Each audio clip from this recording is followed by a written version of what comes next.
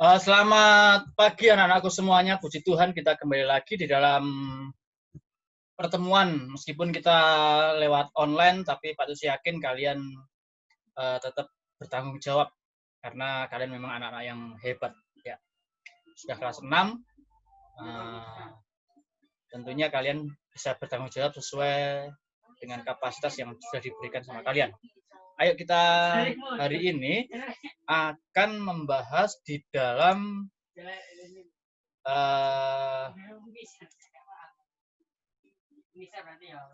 sebentar, membahas di dalam ini ya, ibadah yang sejati menurut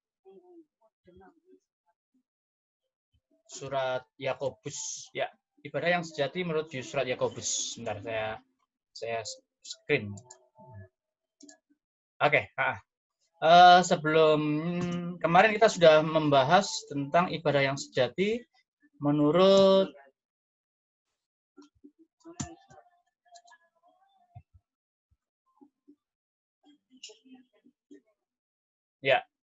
kemarin kita menurut Roma pasal 12 ayat 1 dan 2, tapi sekarang kita ibadah sejati menurut surat Yakobus. Yakobus pasal 1 ayat yang ke-26 sampai yang ke-27. Nah, Yakobus pasal 1 ayat 26 sampai 27. Kita akan berdoa terlebih dahulu. Ayo, kita belajar berdoa dengan sikap hormat kepada Tuhan Yesus. Mari kita berdoa. Tuhan Yesus, kami sangat bersyukur untuk pertemuan pada pagi hari ini. Kami percaya Engkau menolong kami, memberkati kami, memberikan hikmat, marifat buat kami, juga buat anak-anak-Mu, sehingga kami boleh mengenal kebenaran Tuhan, dan kami boleh belajar dari Engkau, sehingga kami menjadi anak-anak yang seturut dengan kehendak Tuhan. Terima kasih Bapa, kami bersyukur dalam nama Yesus Kristus. Amin. Oke. Kalian harus yakin ya, dalam berdoa itu harus didasarkan pada iman pada Tuhan Yesus Kristus. Karena apa? Tuhan Yesus pasti mendengar doa kalian. Ya, yang utama itu harus percaya bahwa Tuhan mendengar doa kita. Hari ini kita akan belajar tentang bukan Roma sudah selesai. Yakobus pasal 1 ayat 26 sampai 27. Ya, supaya kita memaknai apa arti ibadah, bentuk-bentuk ibadah, model ibadah, dan juga kalian bisa membedakan mana ibadah dalam Yakobus 1 ayat 26 dan 27 sama Roma 12 ayat 1 sampai 2. Minggu depan kita akan belajar tentang membedakan ibadah PL dan PB. Tapi untuk sekarang ini kita akan melihat ibadah dalam Yakobus pasal 1 dan ayat 26 sampai 27. Kita baca dulu ya. Oke. Berapa sih? Oke, ayo kita baca. Yakobus pasal 1 ayat 26. Jikalau ada seorang menganggap dirinya beribadah tetapi tidak mengekang lidahnya, perhatikan, jikalau ada seorang menganggap dirinya beribadah tetapi tidak mengekang lidahnya, ia apa? Menipu dirinya sendiri. Akhirnya apa? Maka sia-sialah ibadahnya. Jadi ibadah tetapi tidak mengekang diri lidahnya berarti menipu diri. Itu adalah ibadah yang sia-sia. Ayat yang ke-27. Perhatikan ayat 27. Ibadah yang murni, yang tak bercacat di hadapan Allah Bapa kita itu apa? Mengunjungi yatim piatu dan janda-janda dalam kesusahan mereka. Dan menjaga dirinya supaya tidak dicemarkan oleh dunia. Jadi, hari ini kita akan melihat bagaimana arti mengekang lidah, terus mengunjungi yatim piatu, mengunjungi janda-janda dalam kesusahan, dan juga menjaga diri supaya tidak tercemar oleh dunia. Nah, dari situ kita akan melihat bagaimana ibadah menurut Yakobus 1 ayat 26 dan 27. Pasti berbeda dengan Roma 12 ayat 1 sampai 2. Berbeda bukan berarti bertentangan. Berbeda berarti itu adalah kedua hal itu akan saling melengkapi, dan kita akan melihatnya nanti. Jadi kalau kita pilah-pilah ibadah dalam Yakobus 1 ayat 26 dan 27, yang pertama mengekang lidah, yang kedua mengunjungi yatim piatu, mengunjungi janda-janda dalam kesusahan. Ini mengunjungi yatim piatu dan janda-janda bisa digabung, bisa juga dipisah. Ya. Dan menjaga diri supaya apa? Supaya hidup tidak tercemar, bukan tidak hidup tercemar. Menjaga diri supaya tidak hidup cemar.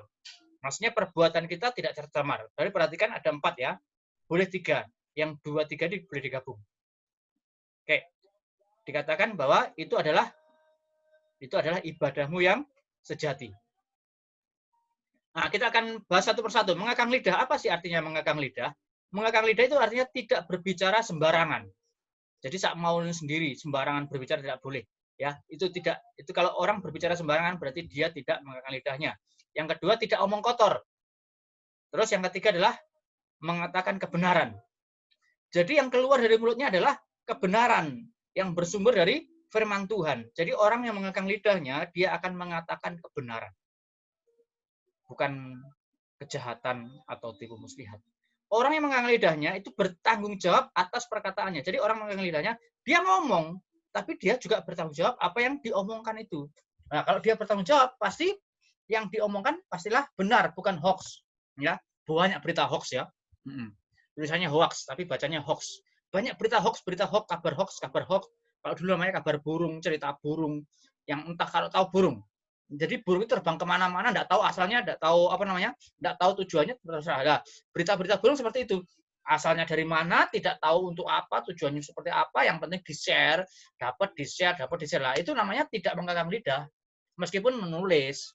Tapi kan itulah artinya, jadi tidak bertanggung jawab atas apa yang dikatakan. Nah, mengekang lidah itu berarti bertanggung jawab atas apa yang dikatakan. Jadi kalau kalian punya berita, saring dulu beritanya. Jangan tergesa-gesa langsung di-share. Siapa tahu itu hoax. Bagaimana Bagaimana kita tahu berita itu hoax atau tidak? Yang setelah terima, cek dulu dengan koran atau dengan berita yang ada di web, tapi webnya itu web resmi. Jangan di-blok web yang blok itu webnya pribadi, bukan web resmi yang bayar itu. Ya, nah. Jadi di crash check-kan dulu.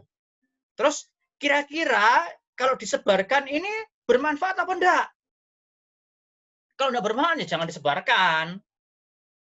Disebarkan itu justru menjadi kisruh. Jangan, berarti kita tidak bertanggung jawab dengan apa yang kita kerjakan, apa yang dikatakan. Berarti namanya tidak mengekang lidah. Jadi segala sesuatu berita yang disampaikan, baik melalui lesan maupun tulisan, itu harus dipertanggungjawabkan. Kalau kamu terima, wah ini hoax, nggak usah sebarkan. Kalaupun kamu menyebarkan, malah justru nggak ada faedahnya, nggak baik. Belum tentu ketika kita menyebarkan, justru kita merasa berjasa, merasa benar, enggak. Justru kalau menyebarkan malah bisa jadi kabar bohong, malah kemana-mana, justru kita malah berdosa, tidak mengekang lidah, itu ya. Bertanggung jawab atas apa yang dikatakan. Terus berbicara dengan tidak merendahkan orang lain. Mengekang lidah berarti kita berbicara tapi tidak merendahkan orang lain. Seringkali guyon-guyon dengan merendahkan, membuli, tidak boleh. Makanya ada banyak slogan, stop bullying. Ya, stop bullying. Stop membuli itu stop. Jangan membuli teman. Kita sendiri tidak mau dibully. Tidak mau direndahkan. Tidak ada orang yang mau direndahkan. Semua orang pengen dipuji. Semua orang pengen menampilkan bahwa dirinya bisa meskipun tidak bisa. Tidak apa-apa. Karena punya ekspektasi, punya punya rasa percaya diri, punya aku inilah. Jadi setiap orang itu mau dihargai, tidak mau direndahkan. Oleh karena itu ketika kita berbicara orang lain pada orang lain pun tidak merendahkan orang lain, tapi kita berbicara dengan meninggikan orang lain. Kita berbicara seadanya, benar. Ya, ketika kebenaran dinyatakan, bukan berarti kita merendahkan orang lain. Kalaupun orang lain tidak menerima kebenaran, tidak apa-apa. Yang penting kebenaran dinyatakan dan kita tidak merendahkan orang lain. Oke? Terus, mengekang lidah artinya apa? Kata-kata itu penuh dengan pujian. Kata-kata kita itu penuh dengan firman Tuhan. Ya, kata-kata penuh pujian, penuh firman Tuhan. Pujian kepada Tuhan, juga pujian kepada teman. Tapi nggak boleh lebay. Dikit-dikit pujian, dikit-dikit muji teman, dikit-dikit muji teman. Itu namanya lebay. Itu ya. Ya, penuh pujian, penuh firman. Apalagi kalau kamu dikit-dikit maaf, itu juga tidak boleh ya. Harus realis saja ya, realis apa adanya gitu ya. Oke. Selanjutnya arti mengunjungi yatim piatu adalah pada zaman dahulu anak yatim piatu biasanya akan dijadikan budak oleh orang kaya. Karena apa? Anak yatim piatu tidak bisa menghidupi dirinya sendiri. Supaya dia bisa hidup, kalau nggak ditolong orang lain, maka dia akan dijadikan budak. Jadi anak yatim piatu itu sangat kesusahan sekali. Ya kalau sekarang kan tidak mungkin dijadikan budak, mungkin dia akan bekerja dengan sendirinya atau apa. Kalau dulu jadi budak, makanya harus ditolong. Ya, dikarenakan kunjungi itu artinya menolong. Tuhan menyuruh mengunjungi yatim piatu maksudnya adalah memperhatikan kehidupan orang-orang yang susah. Nah, berarti Yakobus pasal 1 ayat 26 sampai 27 ibadah itu ibadah yang sejati itu memperhatikan orang-orang yang susah. Kalau tadi yang pertama mengekang lidah itu memperhatikan orang-orang yang susah. Mau berkorban untuk orang yang berkesusahan. Ya, mau berkorban untuk orang yang berkesusahan itu ibadah yang sejati menurut Yakobus 1 ayat 26 27. Sama mengunjungi janda juga demikian. Pada zaman dahulu anak janda yang tua bukan anak janda yang tua anaknya dihapus ya ini ya. Anaknya dihapus. Janda yang tua biasanya tidak ada yang memberi makan. Apalagi jika tidak memiliki anak. Jadi kehidupannya sangat miskin. Dia tidak punya anak, dia tidak ada yang memberi makan. Dan janda waktu itu sangat direndahkan karena mereka tidak boleh kerja. Jadi tidak boleh kerja gimana? Akhirnya jadi budak. Kalau enggak mereka jadi orang-orang nakal gitu. Jadi orang-orang jahat. Makanya harus diperhatikan. Itu berarti memperhatikan orang-orang yang susah. Ya, sama ya. Tadi Tuhan menyuruh memperhatikan kehidupan orang-orang yang susah. Jadi ibadah yang sejati itu memperhatikan orang-orang yang susah, mau berkorban buat orang-orang yang susah. Selanjutnya, menjaga supaya tidak tercemar, artinya adalah dalam menolong harus menjaga agar tidak malah jatuh dalam dosa.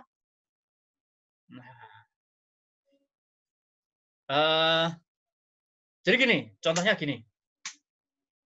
Kalian dimintai tolong temanmu. Minta tolong apa? Minta tolong mengambil ada namanya si Beni. Si Beni itu mau mengerjain namanya si Tono. Terus kamu minta tolong.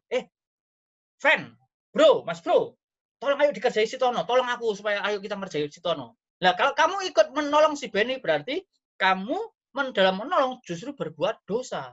Ya. Karena apa mengerjain si Tono, ya. Jadi dalam menolong harus menolong, cuman jaga supaya tidak berdosa. Contohnya gini, ada temanmu juga, wah pulpennya hilang, Beni pulpennya hilang, wah Ben tak tolong, kamu nolong ngasih pulpennya Beni, tapi ngambil pulpennya Tono lah, itu kan tidak boleh juga, ya, tidak boleh juga itu namanya menolong tapi jatuh dalam dosa. Nah, supaya tidak tercemar dalam menolong harus jaga supaya tidak jatuh di dalam dosa. Nah, kejatuhan dalam menolong contohnya adalah menolong tapi merasa berjasa. Lah, kalau kamu menolong tapi merasa berjasa dan sombong, wah, aku sudah nolong itu loh. Aku sudah nolong loh. Nah, itu namanya juga masuk dalam tercemar, ya. Kejatuhan dalam menolong contohnya adalah menolong tapi merasa berjasa atau sombong, enggak boleh ya. Menolong harus dengan tulus, ikhlas. Atau menolong tetapi memiliki masuk di balik pertolongannya. Ya. Menolong tapi ada sesuatu, kepengen sesuatu, modus ya. Menolong tapi modus berarti itu sudah tercemar, ya. Itu tidak boleh juga ya. Artinya menolong tetapi tidak tulus, itu namanya tercemar. Menolong tapi tidak tulus artinya tercemar. Jadi kalau menolong harus tulus gitu. Menjaga supaya tidak tercemar, diri kita tidak ada yang kebal dari dosa. Perhatikan, manusia itu tidak ada yang kebal dari dosa. Oleh karena itu apa? Kita perlu Tuhan Yesus yang menolong kita supaya kita tidak hidup cemar. Tidak ada manusia yang tidak ada manusia yang tidak berdosa. Semua manusia berdosa. Semua manusia tidak kebal dari dosa. Pasti bisa berbuat dosa. Tetapi kita perlu percaya Tuhan Yesus. Kita harus percaya Tuhan Yesus. Kita harus minta tolong pada Tuhan Yesus. Supaya apa? Supaya kita bisa tidak berdosa. Ya. Kita berseru kepada Tuhan Yesus supaya kita bisa tidak berdosa. Teruslah berharap pada Tuhan Yesus dalam melayani, dalam menolong, dalam bekerja, dan dalam segala hal. Karena apa? Karena Tuhan Yesus yang menuntun kita untuk tidak hidup dalam kecemaran atau tidak hidup di dalam dosa. Jadi kita minta tolong kepada Tuhan Yesus supaya apa? Supaya kita tidak cemar. Bukan supaya kita bisa. Boleh supaya kita bisa. Tapi yang utama adalah supaya kita tidak tercemar oleh dosa. Itulah maksud kita minta tolong kepada Tuhan Yesus Kristus. Oke. Jadi maksud, nah ini Pak itu salah tulis lagi. Maksud ibadah dalam Yakobus pasal 1 ayat 26 sampai 29, 26 sampai 27 adalah ibadah dengan melakukan perbuatan baik atau perbuatan yang berguna dalam kehidupan sehari-hari. Sebentar, gantikan dulu ya. Pak Titus ganti dulu ya. Sebentar.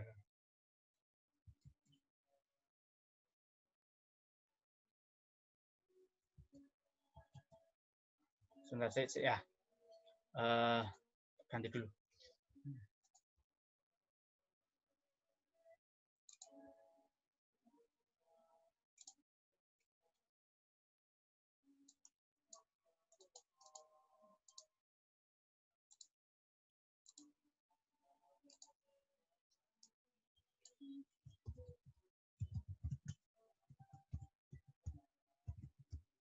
Nah, ini maksud ibadah dalam Yakobus pasal 1 ayat 26 dan 27 adalah ibadah dengan melakukan perbuatan yang baik dan berguna. Ya, sebentar.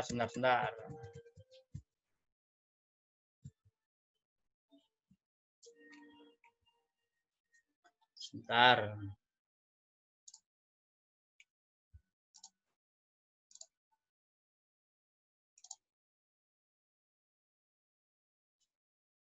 Ya, nah, ibadah dengan melakukan perbuatan yang maksud ibadah dalam Yakobus 1 26 sampai 27 adalah ibadah dengan melakukan perbuatan baik atau perbuatan yang berguna di dalam kehidupan sehari-hari. Nah, kalau Roma ibadah menurut Roma 12 ayat 1 dan 2 adalah ibadah yang ada di gereja. Kita ibadah di gereja dan melayani di gereja. Itu maksud ibadah di dalam Roma 12 ayat 1 dan 2. Tapi kalau di Yakobus adalah ibadah adalah melakukan perbuatan baik atau perbuatan yang berguna di dalam kehidupan sehari-hari. Jadi kalau di Roma itu adalah ibadah di gereja, kalau di Yakobus adalah praktek ibadah di dalam kehidupan sehari-hari. Ya, itu bedanya antara Yakobus sama Roma. Keduanya nggak bertentangan, keduanya justru melengkapi ya. Kita harus ibadah di gereja harus, dan juga harus ibadah di dalam kehidupan sehari-hari dengan menolong orang lain, dengan berbuat baik, dengan berbuat sesuatu yang berguna. Baik berbuat baik untuk diri sendiri, orang lain, atau untuk semuanya. Ya, untuk alam semesta juga ya. Dengan kamu menjaga alam semesta, kamu juga ikut ibadah. Oke. Ya, contohnya ibadah di dalam kehidupan sehari-hari. Menolong teman satu kelas atau satu bangku dengan meminjami sesuatu yang dibutuhkan. Ya, simple loh, itu termasuk ibadah.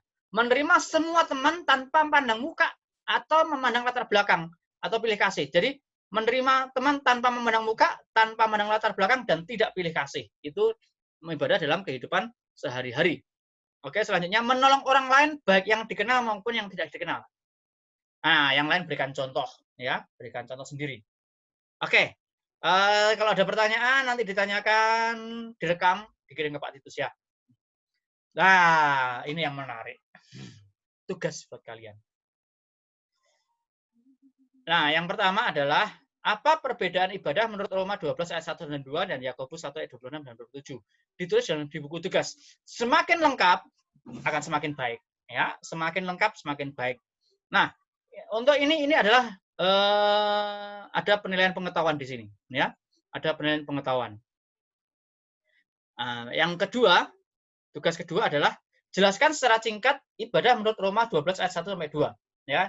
Kalau yang pertama itu perbedaan, sekarang yang kedua adalah jelaskan. Dijelaskan berarti bukan menulis, tetapi direkam. Jadi kemudian ibadah menurut jadi kamu rekam pakai HP direkam, terus kamu bawa Alkitab boleh, terus ibadah menurut Roma pasal 12 ayat 1 dan 2 adalah gitu ya. Terus setelah direkam dikirim ke Pak Titus melalui WA. Bisa di grup ya, dikirim ke grup. Yang ketiga adalah jelaskan secara singkat ibadah menurut Yakobus pasal 1 ayat 26 dan 27. Nah, ini ya. Ini direkam juga dan dikirim melalui WA. Boleh WA di grup atau WA langsung japri ke Pak Titus. Hasilnya akan ditayangkan di Instagramnya Pak Titus, di YouTube, dan juga statusnya Pak Titus ya. Hasilnya rekaman kalian nomor 2 dan 3 itu. Nah, untuk nomor 2 dan nomor 3 itu penilaiannya double. Yang pertama adalah penilaian pengetahuan. Yang kedua, penilaian sikap. Jadi sikap kamu membaca itu jelas. Yang ketiga, penilaian sikap spiritual. Jadi kamu membaca dengan sungguh-sungguh, ucapan syukur, Pak nilai itu sikap spiritual. Yang keempat adalah keterampilan. Keterampilan apa? Keterampilan menjawab pertanyaan. Keterampilan action di depan kamera. Nah, itu ya. Nah, untuk pengetahuan, itu nanti Pak Titus masukkan ke penilaian harian. Jadi penilaian harian nanti di akhir penilaian harian nanti itu rata-ratanya. Tapi untuk keterampilan, Pak Titus ambil nilai yang paling tinggi. Ya, umpama kamu membacanya dapat 80, tetapi kamu ekspresinya itu kamu dapat 90. Berarti yang tak pakai adalah nilai yang tertinggi yang 90. Tapi kalau umpama nomor 1 dapat 80, nomor 2 70, nomor 3 4 90, ya antara 80, 70, 90 semua ditambahkan lalu dibagi 3 itu penilaian hariannya seperti itu. Jadi kalau keterampilan genjot. Karena yang paling tinggi itu yang akan diambil oleh Pak Titus dan dimasukkan ke rapot. Nah, jadi nilai keterampilan akan Pak Titus kirim, hasilnya akan Pak Titus kirim itu nanti menjelang rapotan. Kenapa? Ya kalau kamu merasa, wah aku sudah dapat nilai 90, sudahlah. Nanti keterampilan yang lain nggak akan ngerjakan. Nah, ya. Supaya kamu tetap mengerjakan, kamu akan tidak tahu, aku dapat nilai berapa ya keterampilan nanti aja. Tapi kalau ulangan harian, bisa kamu kapan saja kamu minta sama Pak Titus akan tunjukkan, ya, akan tunjukkan. Kalau ada pertemuan di kelas, Pak Titus pasti akan tunjukkan setiap selesai ulangan dan selesai penilaian pasti ditunjukkan. Tapi karena kita daring, kamu tanya Pak Titus saya dapat berapa tugas ini, nanti akan ditunjukkan oleh Pak Titus, oke ya? Ya, pertemuan minggu depan kita membahas tentang perbedaan ibadah dalam PL dan ibadah di dalam perjanjian baru. Bagaimana ibadah dalam PL dan bagaimana ibadah dalam perjanjian baru, kita akan bahas minggu depan. Mungkin sekarang sudah selesai dan kita akan berdoa bersama-sama. Mari kita berdoa. Tuhan Yesus, kami sangat bersyukur karena Engkau sangat baik kepada kami. Engkau sangat-sangat mengasihi kami. Tuhan menjaga kehidupan kami sehingga kami boleh seturut dengan kehendak Tuhan. Tuhan menjaga anak-anak-Mu, Tuhan memberikan hikmat buat anak-anak-Mu supaya anak-Mu bisa membedakan yang baik dan yang jahat, serta mampu melakukan sesuatu yang baik. Bukan sesuatu saja, tapi banyak hal yang baik, yang berguna, boleh dilakukan oleh anak-anak-Mu. Meskipun saat ini pandemi COVID dan mereka tidak boleh sekolah, mereka harus di rumah. Kiranya mereka, Tuhan berikan kebijaksanaan dalam kehidupan mereka, sehingga mereka dalam waktu-waktu di rumah tidak main-main sana-sini, tetapi benar-benar menjaga kesehatannya, benar-benar menjaga kekudusannya, benar-benar bertanggung jawab atas pelajarannya.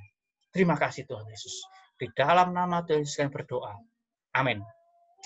Puji nama Tuhan, selesai kita pada malam hari ini. Dan Pak Titus sangat senang sekali bisa berbagi berkat dengan kalian.